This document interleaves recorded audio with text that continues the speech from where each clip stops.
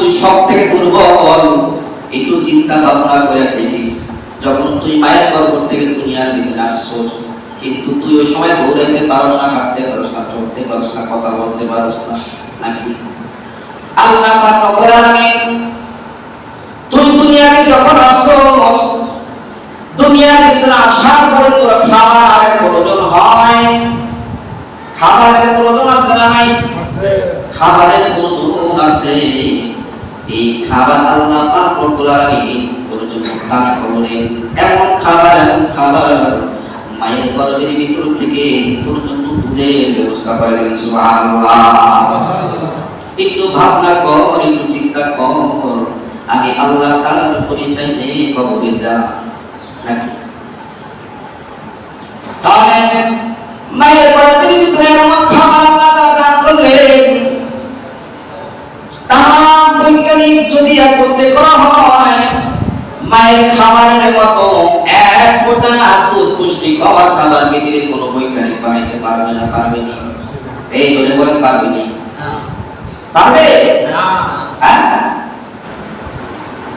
এই বান্দা এরপরে তো যখন 2 বছর অথবা 2 বছর হয়ে গেছে, এখন দুধ আর খাইতে পারবি না, তোর এখন ভাত খাওয়ার বয়স হয়ে গেছে। তাহলে ভাত খাওয়ার জন্য আল্লাহ পাক রব্বুল আলামিন চাউলের ব্যবস্থা করে দিলেন, নাকি? জমিনের ভিতর থেকে চাউলের ব্যবস্থা করে দিলেন। জমিনের নিচ থেকে আল্লাহ তাআলা চাউলের ব্যবস্থা করে দেয়। ভাত খাও, শুধু ভাত খাইলে হবে না, ভাত খাইলে হবে না, শুধু ভাত হইলে কিন্তু মজা হয় না। এই ভাতের জন্য কিছু মাছ তরকারির ব্যবস্থা করেছে। এগুলো দরকার আছে না? তাহলে ভাত এটা মজা করার জন্য আমার আল্লাহ পাক রব্বুল আলামিন কি তৈরি করে দিলেন? নদীর দিকে তাকায় দেখলে বান্দা নদীর ভিতরে কত ধরনের মাছ আল্লাহ তাআলা দান করলেন। শিং মাছের ভিতরে এক মজা, রুই মাছের ভিতরে এক মজা, ইলিশ মাছের ভিতরে এক মজা, ইলিশ মাছের ডিমের ভিতরে আর এক রকম মজা। কে দিল? এই কথা বলে জবাব করে কে দিল? তুই চিন্তা করো, চিন্তা করো, তো ভাবনা করো, কে দিল এগুলা? কার টাকা, কার জমিতে থাকো? আল্লাহ পাক রব্বুল আলামিন তোমাকে খাবার দান করলেন। তুমি মাছ খাও, মাছ খাইতে খাইতে এখন আর ভালো লাগে না, তোমার জন্য আল্লাহ পাক গোশত হালাল করে দিলেন। টিভি মাইন্ডিনের গোশত, গরুর মজকের ভিতরে এক মজা, কলিজার ভিতরে এক মজা, তার ভিতরে এক মজা। কে দিলেন? বান্দা চিন্তা কর, বান্দা একটু চিন্তা কর, কে দিলেন? ওরা কে দিলেন?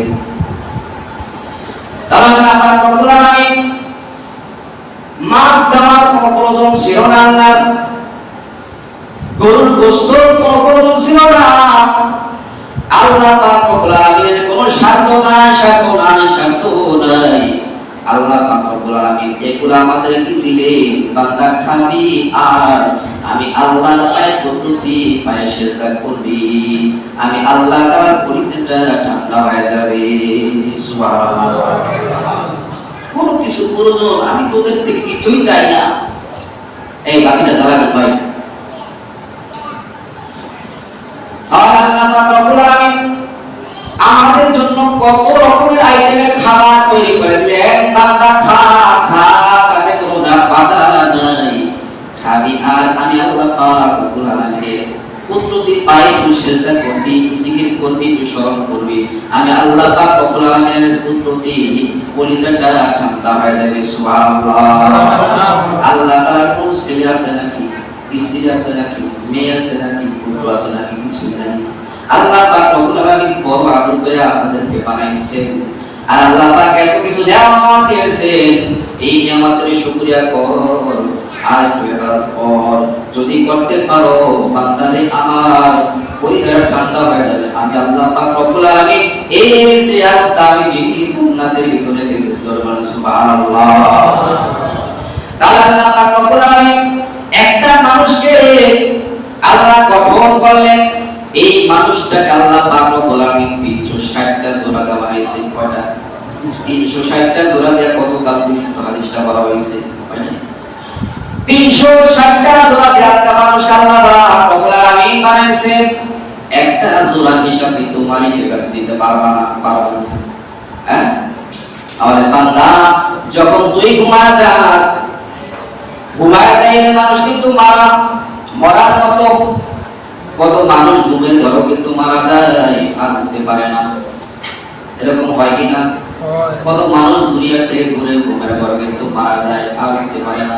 তাহলে যে মাওলা, যে আল্লাহ আমাকে ঘুম সুন্দর করে করাইলেন, আবার সকালবেলা নতুন জীবন করার জন্য উঠাইলেন, সেই মাওলার কিন্তু শুকরিয়া তুমি আমি কি করলাম।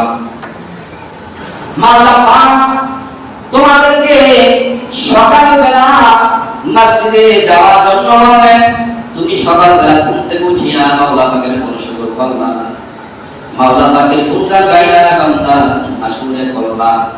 এই নাশুকরিয়া যদি করো তাহলে আল্লাহ পাক রব্বুল আলামিন তোমার এই 360টা জোড়া হিসাব কিন্তু সেই পুঙ্খানুপুঙ্খানুভাবে দিবেন। ভিতরে কোনো শব্দ আসেনি, হ্যাঁ নাই। আল্লাহ 16 আনা দিয়ে তোমাকে পৃথিবীতে বানাইছে, 16 আনা হিসাবে দিতে হবে, না দিয়া উপায় নাই। তাহলে 360টা জোড়াতে আল্লাহ পাক রব্বুল আলামিন তোমাকে আমাকে বানাইলো। এই 360টা জোড়ার সত্তা আছে নি নাই? আছে। 360টা জোড়ার সত্তা কিন্তু আছে। তাহলে এই 360টা জোড়ার সত্তা কিভাবে দিবা বান্দা? এই 360টা জোড়ার সত্তা যদি দিতে চাও, তাহলে একটা জোড়ার বিনিময়ে তুমি যদি ইখলাসের সহিত যদি তুমি সুবহানাল্লাহ বলো, একটা জোড়ার সত্তা তোমার মাপ হয়ে যাবে। এই বলেন না সুবহানাল্লাহ। আর যদি তুমি আলহামদুলিল্লাহ পড়ো, একটা জোড়ার সদকা তোমার মাফ হয়ে গেল। আল্লাহু আকবার বলো, লা ইলাহা ইল্লাল্লাহ বলো, এবং ইল্লাল্লাহ আল্লাহ আল্লাহ বলতে থাকবা। যত বলবা দেখবা সদকার সওয়াব আল্লাহ তোমাকে দান করতে আছে। তুমি